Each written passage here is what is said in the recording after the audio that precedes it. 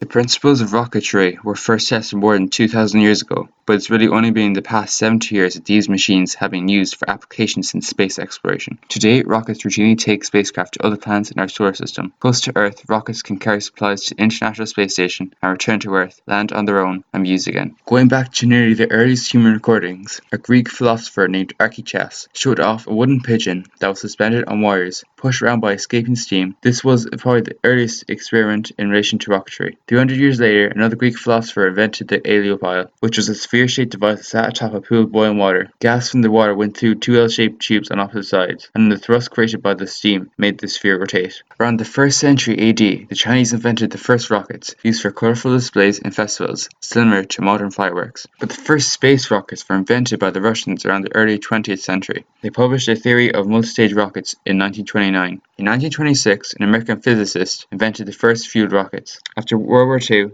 German scientists emigrated to the US and USSR to assist in the space race, which is a big part of the Cold War between the US and USSR, the race to the moon. Around the 40s, rockets were launched into space, but exploded dramatically minutes or even seconds after launch. Over time, rockets developed to be safe and non-explosive under normal conditions, and the Sputnik mission was the first attempt to set up a satellite in space. It failed several times, which gave the US time to launch their Jupiter-C rocket with their Explorer 1 satellite into space on February 1st, 1958. After this, both countries sent animals into space.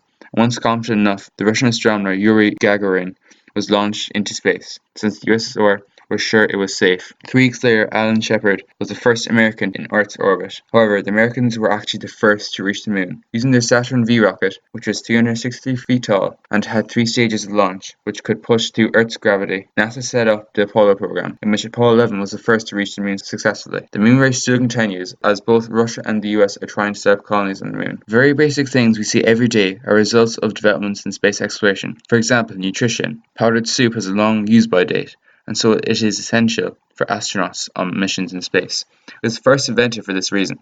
Laptops and lighter smaller computers have been developed as a result of building rockets. They need to be light to break away from Earth's gravity easily. Computers and rockets are really light as a result. Phone cameras and thinner phones and TVs are results of rocket building. As for the camera, it is developed for making telescopes into space. Heart monitors in hospitals were developed from rockets too, since the lack of Earth's extent of gravitational force in the body could have side effects, one of which stops the heart from pumping as quickly as it should do, to less work put in the body. For this reason, heart monitors are used to measure the pulse rate of astronauts. They're useful in hospitals to check patients have normal heart rate. Solar cells and solar panels are also very useful. Panels can be used to heat water using the sun's energy, and cells are used to create electricity from the sun's energy too.